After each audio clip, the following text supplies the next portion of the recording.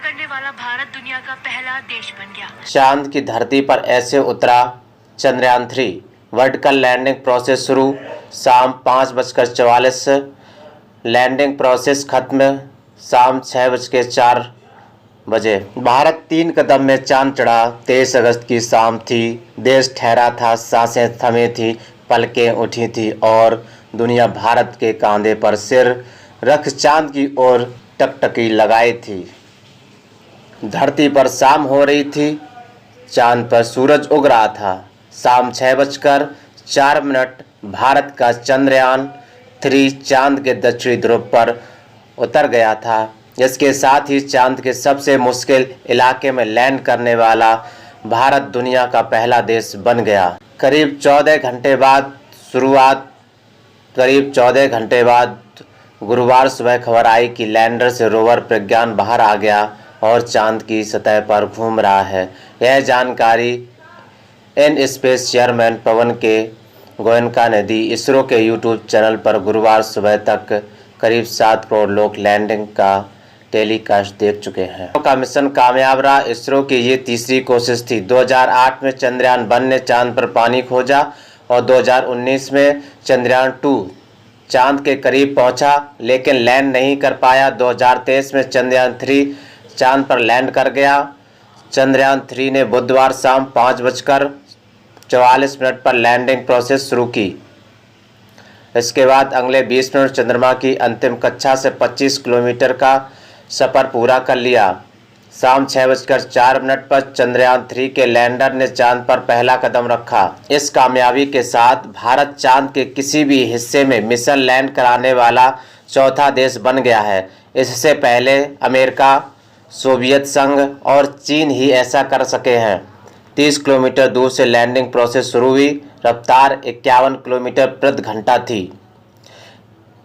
Distance 25 kilometre. उस समय रफ्तार थी 170 किलोमीटर पर आवर थी। जब डिस्टेंस 20 किलोमीटर थी तब स्पीड 230 किलोमीटर पर घंटा थी। दूरी 16 किलोमीटर तब स्पीड 251 किलोमीटर थी। जब डिस्टेंस 10 किलोमीटर थी तब स्पीड 248 किलोमीटर पर आवर थी। जब दूरी 5 किलोमीटर थी तब स्पीड 177 किलोमीटर पर आवर थी। जब डिस्टेंस 50 मीटर थी तब 8 किलोमीटर पर आवर की स्पीड थी।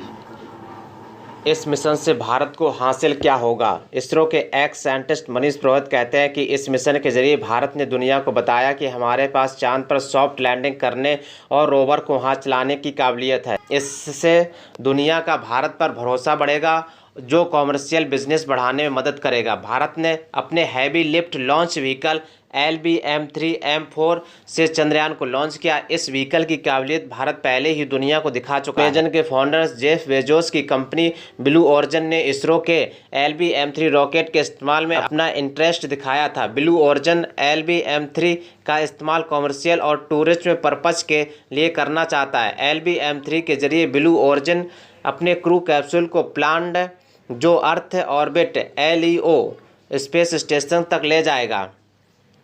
साउथ पोल पर ही मिशन क्यों भेजा गया? दूसरा सबसे बड़ा क्वेश्चन ये है कि साउथ पोल पर ही मिशन क्यों भेजा गया?